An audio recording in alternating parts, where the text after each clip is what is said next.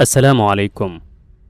waxaan rajaynayaa muuqaalkan kadib in ciddii ku imtixaanan fiirsashada muuqaalada galmada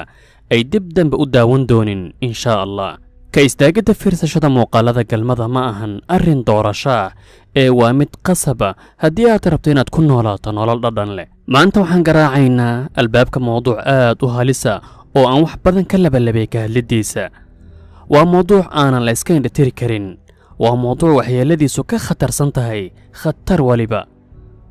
waxaan ilaahay ka rajaynayaa mowduucan kadib in cid walba oo ku imtixaanan fiirsashada muuqaaladaas ay ka istaagi doonto.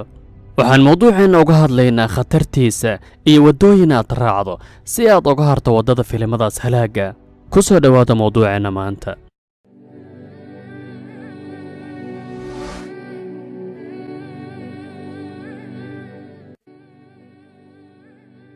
aan ku bilowna kelmadahan ka soo baxay afka dad ka istaagay fiirsashada muuqaaladaas. inta aanan ka istaagin fiirsashada muuqaaladaas noloshaydu waxay ahayd mid aad u qaraar. habeenkii soo jeed, maalintii caajis, wax go'aan ah ma qaadan karin. waxaan ku jiray god mugdi oo aanan ka bixi karin. noloshaydu waxay ahayd mid xiran oo aanan dhaqaaq lahayn. markaan ka istaagay fiirsashada muuqaalada galmada waxaan awooday in aan xakameeyo tasarrufaadkayga. waxaan dareemay kalsooni in aan nahay qof bani'aadama oo qiimo leh, in aan nahay qof nolosha u dhadhamayso. mar walba oo aan soo xasuusto noloshii aan ku jiray illin ayaa iga qubato. waxaan ku jiray god mugdiya, waxaan ahaa addoon xarig ugu xidhan shayddaanka waxa uu raban uu ka sameeyo. qodobka ugu weyn ee aan dareemayo waa xorriyad, in aan xoroobay, in aan ka fogaaday silsiladdii xumaanta. waa kelmado ka soogay qalbiga dad badan oo ka badbaaday godkaas madow. waxay la mid yihiin sidii qof mukhaadaraad cuni jiray oo ka soo badbaaday. fiirsashada muuqaaladaas waxaa lagu tilmaami karaa god mugdiya. mar walbood hoos u sii gasho waxaad ka sii fogaan isha iftiinka. waa silsilad aanan dhammaad lahayn oo shallayta iyo halaaga. waxaa dhimanaya dareenka qaybta abaalmarinta maskaxdaada. qofka inta uuna bilaabin fiirsashada muuqaaladaas waxaa kicin dareen ugu filan inuu arka keliya jirka jinsiga ka duwan rag ama dumar ku yahay. laakiin qofka markuu dhex gala daawashada muuqaaladaas kuma filna kicinta dareenkiisa xitaa inuu arko jir qaawan. wuxuu raadin muuqaalada ugu xun sida dad badan oo samaynaya arrinkaas. 2 qofood dumar ah, 2 nin. waxaa dhimanaya dareenka maskaxda xitaa nolosha caadiga in wixii cajab ah ay cajab la noqon waayaan. dhacdooyinka xunxun inuu qofku waxba u arag oo ay la noqdaan wax dabiici ah. haddii aad isleeday waxaad iska dayn markaad guursato, haddaba waa dhalanteed iyo wax aanan soconaynin. dadka muuqaaladaas fiirsada markay guursadaan ayaa waxaa u bilaabanaya silsilad kale oo fashil iyo shallayta ah. intii aan mawduucan diyaarinay ayaan daawaday muuqaal nin ajnabi ah oo ka sheekaynayo dhibaatada uu ka soo maray daawashada muuqaaladaas. wuxuu yidhi, waxaan guursaday gabadhii aan jeclaa, laakiin haba yaraatee dareenkii ayaa ikici waayey. waxaa dhimatay maskaxdiisa qaybta dareenka. wuxuu u bartay muuqaallo kala duwan. daawashada jirka dumar la soo xulay, meek ab loo mariyey, wax jirka ifinaya lagu malaasay, cod aanan jirin loo yeelay. niyaddiisa sidaas ayaa ku barogaraamsanayd. haddaba gabadhii uma dhadhamayso. wuxuu raadin wixii beenta ee uu arki jiray oo ah wax ka fog nolosha dhabta. sidoo kale dumarka fiirsada muuqaaladaas arrinkan oo kale ayaa ku dhacaya iyagana. waxa ugu halisan ee ay ka cabanayeen dadka xaasilayaasha rag iyo dumar ee musiibadan fiirsado waa isbarbardhigga noloshooda dhinaca sariirta iyo muuqaaladii galmada ahaa ee ay arkeen. marka koowaad waxaa fiican inaan ogaanno muuqaaladaas in ay soo saareen shirkada si ganacsi ah. wixii ganacsi ahna waa la qurxiyaa, waa la dhaldhalaaliyaa si ka fog waaqica dhabta. ninkan hadalkiisa kor ku soo xusay wuxuu yidhi, guurkaygii fashil iyo oohin ayuu ku dhammaaday. gabadhiina waan kala tagnay, laakiin kadib markaan caqligayga dib u soo ceshaday oo aan go'aan qaatay oo aan mar labaad guursaday, maskaxdaydiina ka baxeen muuqaaladii xumaa, ayay ii bilaabatay inaan dareemo nolosha dhabta.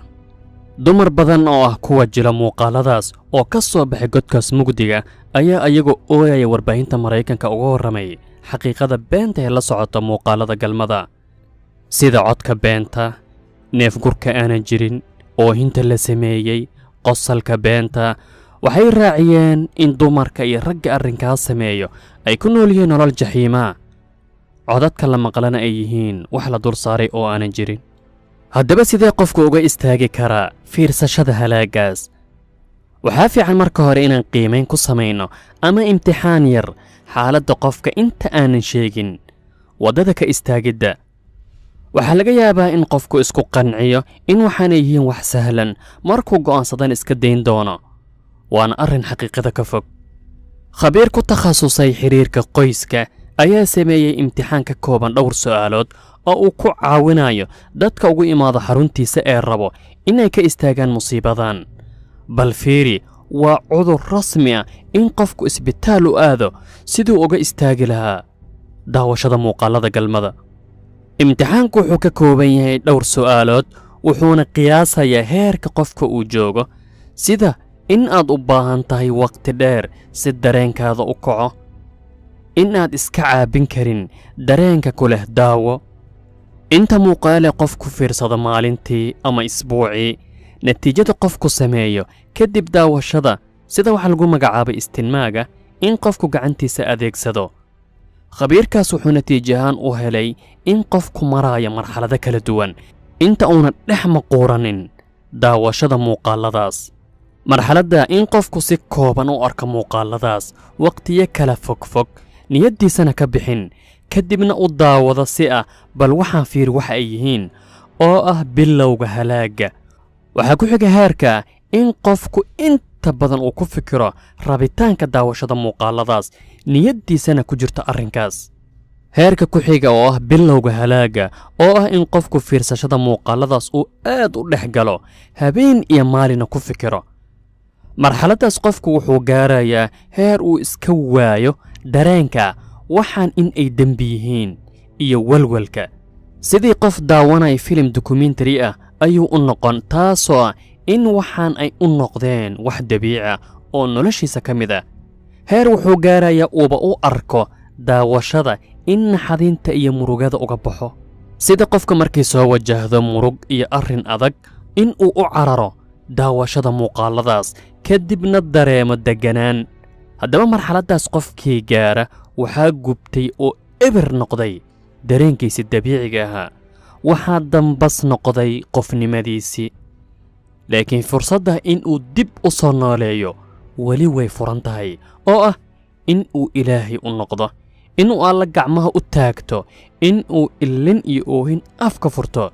ilaahay toobadda waa aqbalaa in aad go'aan adag qaadato oo aad qirata halaagga iyo xumaanta nolosha aad ku jirto ilaah weydiisay inuu kugu gacan galo ka bixidda godkaas madow يا صريخ المكروبين يا صريخ المكروبين يا مجيب المضطرين اكشف همي وغمي وكربي فإنك ترى ما نزل بي وبأصحابي ترى ما نزل بي وبأصحابي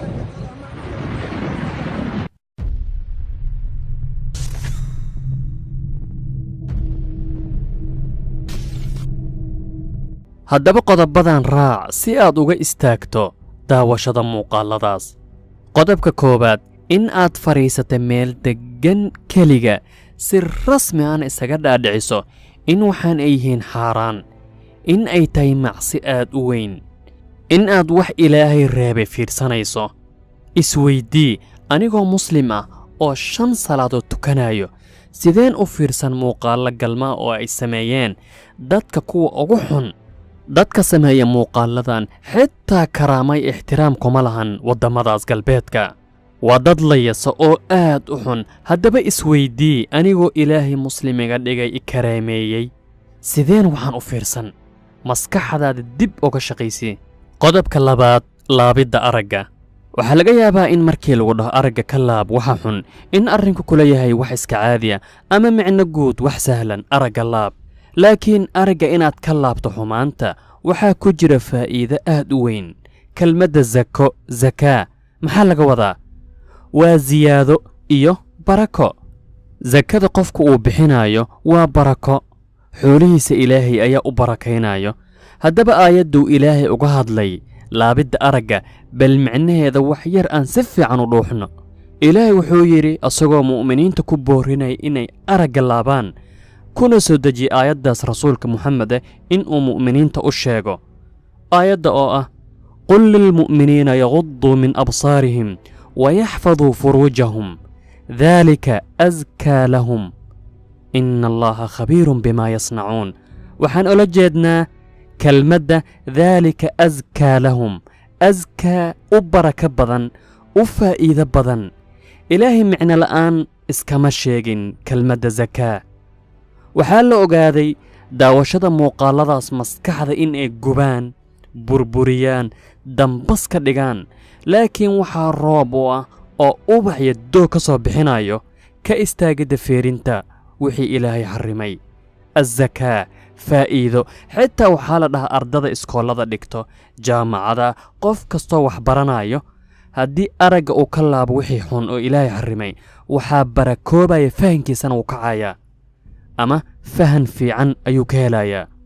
waxa maskaxdaada dib u dhalinayo waa inaad ka istaagto fiirsashada waxaas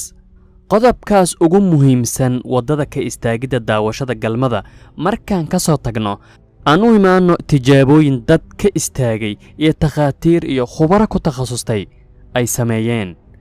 oo ah sidii qofku uga istaagi lahaa daawashada aafadaas tallaabada ugu horraysa ka caafimidda daawashada muuqaallada xunxun waxay u baahan tahay waqti mas'uuliyad run iyo go'aan adag kitaab uu qoray nin lagu magacaabo Larry Wondi oo uu uga hadlaayo khatarta daawashada muuqaallada xunxun uguna magacdaray dabinka daawashada filimada xunxun wuxuu yidhi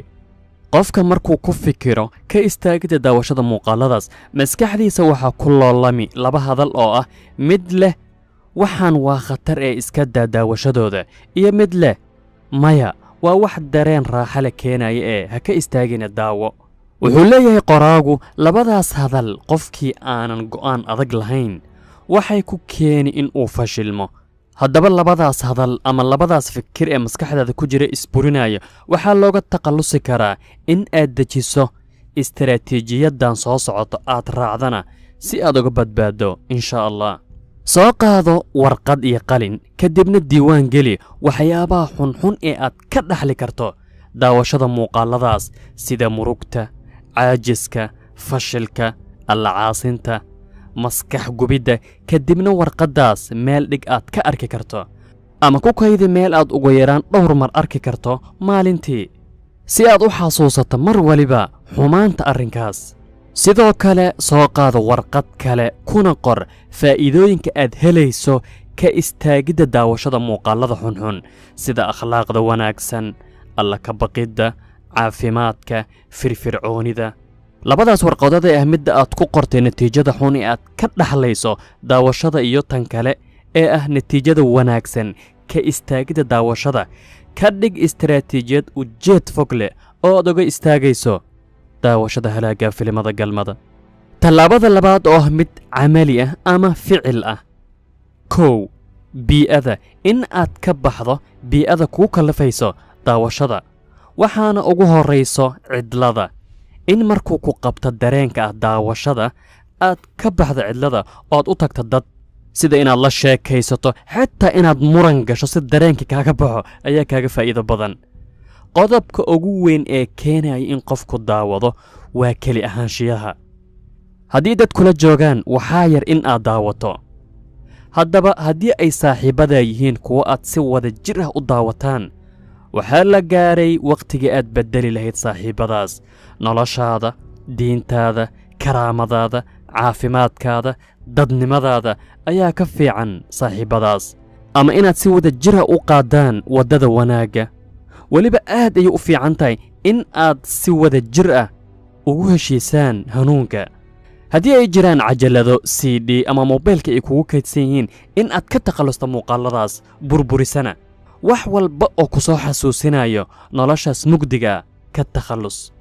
waxaa lagu talinayaa in aad ku beddesho samaynta sida isboortiskoo kale in aad orado socoto kubad ciyaarto dhaqdhaqaaqdo waxaa fiican in waalidiintu ay la socdaan xaaladda carruurta 15 ilaa 19 u dhaxaysa dhallinyaradaas waa marxaladda ugu daran ee inta badan canugu raadiyo wax dareenkiisa kicinayo noloshuna ay u tahay bilow iyo waxyaabaha inuu baaro inuu canugu qolka isku soo xiro markuu kombiyuutarka ama moobeelka isticmaalayo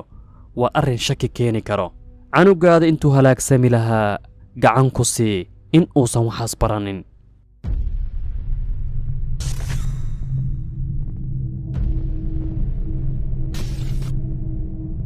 qodobka ugu muhiimsan, ilaahay wuxuu noo furay guur xalaal ah oo qofka dareenkiisa si xalaal ah u gudan karo, wiil iyo gabarba. guurku waa wax aad muhiim u ah, waana arrin fiican. rasuulka dhallinyarada wuxuu kula dardaarmi jiray in ay haddii ay awoodaan wax guurka lagu bixinayee yar in ay guursadaan. qofkii awooda waxa yar ee lagu bixinaya arooska ha guursado. man istataaca minkum albaa'ata falyatazawaj. guurka xalaasha ee labada qof is-ixtiraamayaan, is-jeclaanayaan waa waddada ugu horraysa ee liibaanta adduunkan. dhinac walba noloshaadu waxay noqonaysaa mid horumarsan oo aanan laga sheekayn karin. waxaa jira khidad ay samaysay hay-ad carbeed oo ah in gacan la siiyo dhallinyarada, wiilal iyo gabdhaba ee ku jira mugdiga daawashada muuqaaladaas, oo ah khidad 90 maalina. in qofku go'aan adag qaato inuu sabro muddo 90 maalina uusan daawanin muuqaaladaas.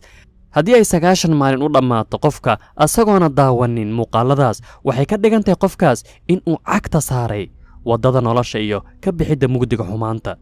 ugu dambayn, waxaa ku hor yaala 2 waddo, khiyaar kalena ma jiro. inaad ku sii socoto